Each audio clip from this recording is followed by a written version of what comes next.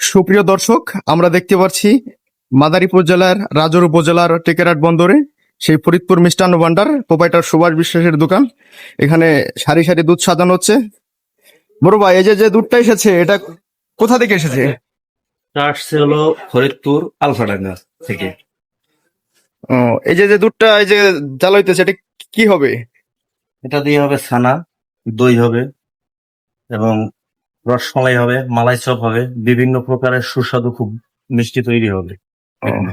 আচ্ছা দর্শক, আমরা দেখতে থাকি এই দুধ কি প্রসেসিং করে। দর্শক দেখতে পাচ্ছি সারি সারি দুধ কাটা হচ্ছে। এটা ফরিদপুরের আলফাডাঙ্গা থেকে দুধ এসেছে। এটা হচ্ছে খাঁটি গরুর দুধ।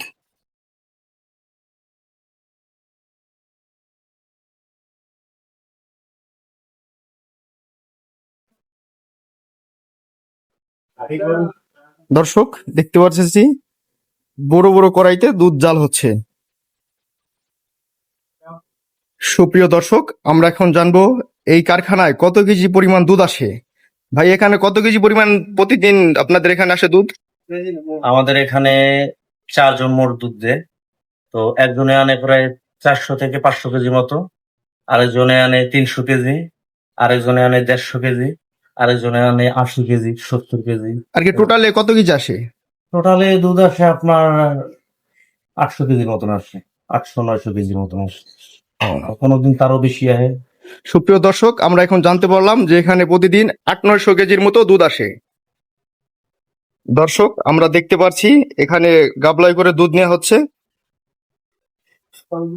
দর্শক, আমরা দেখতে পাচ্ছি বড় বড় বলে করে সাজিয়ে রাখা হয়েছে দুধ। এই দুধ দিয়ে এখন কি হবে সেটা আমরা জিজ্ঞেস করব। দাদা, এই যে যে কাটতেছেন এটা কি হবে? এটা ছানা হবে, ছানা তৈরি হবে, ছানা দিয়ে মিষ্টি তৈরি হবে। ও, আর এই যে যে জলটা দিয়ে কাটতেছেন এটা কিসের জল? এটা হচ্ছে টক পানি। হুম। টক পানি, এটা ধীরে ধীরে দিলে আর আস্তে আস্তে লাড়া দিলে এই ছানাটা বের হয়ে আসবে। আর উপর থেকে পানিটা আসবে একটা, সেটা আবার রেখে দেবো, ওইটা আবার দিয়ে কালকে তৈরি হবে ছানা। আর এই ছানা দিয়ে কি কি মিষ্টি তৈরি হবে? ছানা দিয়ে তৈরি হবে বিভিন্ন প্রকারের মিষ্টি, যেমন রসগোল্লা, শুকনা মিষ্টি 3-4টা আইটেম, এবং আরো কয়েকটা কোয়ালিটি আছে, যেমন মালাই চপ, রসমালাই, তারপরে কেক, রোল। দর্শক, আমরা দেখতে পারতেছি এই যে যে ছানা কাটা হচ্ছে। আমরা সামনে দেখাবো কিভাবে মিষ্টি তৈরি করা হয়। সাথে থাকবেন, ধন্যবাদ। দর্শক দেখতে পারতেছি যেটা সময় রেখে দিলেই হয়ে যাবে। দেখতে থাকেন।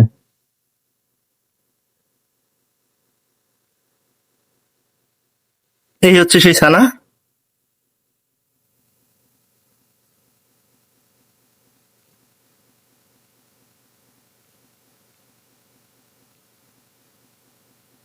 এটাকে এখন ঠান্ডা দিবেন নাকি? হ্যাঁ, এটা ঠান্ডা হয়ে গেছে, এখন ঝর্ণা দিয়ে পানিটা গড়াতে হবে, গড়ানোর পরে ছানাটা নামাবো। ছানাটা দর্শক দেখতে দেখো। ফ্রিজে রেখে তারপরে কাজ শুরু করবো। দর্শক দেখতে থাকেন।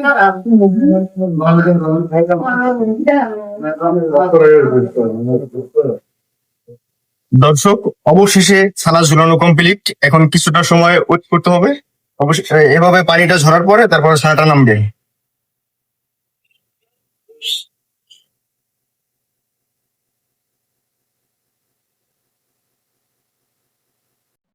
দাদা, এখন এটা কি মাপতেছেন আপনি? এটা হলো ছানা। এখন এর ভিতরে উপকরণ আর কি কি দিবেন? এটার ভেতর হলো ময়দা যাবে, বেকিং পাউডার যাবে, 4 কেজি ছানা আছে এখানে, আপনার 500 গ্রাম ময়দা দেবো, আর একা খাবো। দাদা, এটা আপনার কতক্ষণ লাগবে হতে?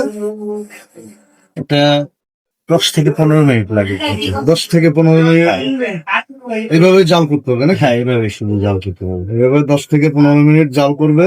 দেখেন আপনারা, 10 থেকে 15 মিনিট জাল, দেখেন কি সুন্দর মিষ্টিটা ছেড়েছিল, কি সুন্দর ও বড় হয়েছে।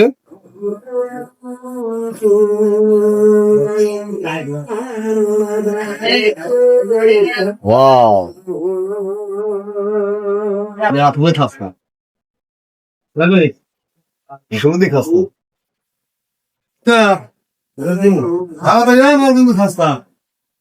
দর্শক আপনারা দেখতে পাচ্ছেন মিষ্টি সম্পূর্ণ হয়ে গেছে।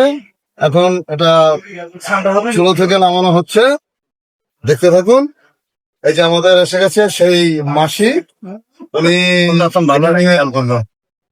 ধূপ ধুনো দিচ্ছে, দেখতে থাকুন। আচ্ছা দাদা, এটা করার কারণ কি? এটা করার কারণ হচ্ছে মিষ্টিটা যাতে গোল থাকে, কোন থাকে যার জন্য উনি ওই কড়াই ধরে, ওই যে এটাকে কি বলে, এটাকে কি বলে, যে কি করছেন আপনি? ঢোলানো। উনি কড়াইটা ঢোল দিচ্ছে যাতে মিষ্টিটা গোল থাকে, দেখতে থাকুন। আচ্ছা, এখানে আপনি কত কেজি মিষ্টি হবে? এটা 2 কেজি ছানা দিয়েছি, এখানে আপনার 10 থেকে 12 কেজি মিষ্টি হবে। 2 কেজি ছানায় 10 থেকে 12 কেজি মিষ্টি হবে। দর্শক আপনারা দেখতে পাচ্ছেন। ভিডিওটা ভালো লাগলে লাইক কমেন্ট। দর্শক আপনারা দেখতে পাচ্ছেন, আমরা আছি আপনাদের সাথে সেই ফরিদপুর মিষ্টান্ন ভান্ডারের কারখানায়। কিভাবে আমরা মিষ্টি তৈরি করে এই উপকরণগুলো আপনাদের দেখানোর জন্য আপনারা আমাদের সঙ্গে থাকুন। ধন্যবাদ। দাদা, মিষ্টিটা কি সম্পূর্ণ হয়েছে? হ্যাঁ, সম্পূর্ণ হয়েছে মিষ্টি। আচ্ছা, এটা কি এখন খাওয়ার উপযোগী? হ্যাঁ, এটা খাবার উপযোগী। দর্শক আপনারা দেখতে পাচ্ছেন মিষ্টিটা সম্পূর্ণ খাওয়ার উপযোগী হয়ে গেছে। ঠিক আছে, আমাদের ভিডিওটা যদি ভালো লেগে থাকে আপনাদের লাইক কমেন্ট শেয়ার করবেন। ধন্যবাদ। আপনাদের আমাদের সঙ্গেই থাকুন। ধন্যবাদ।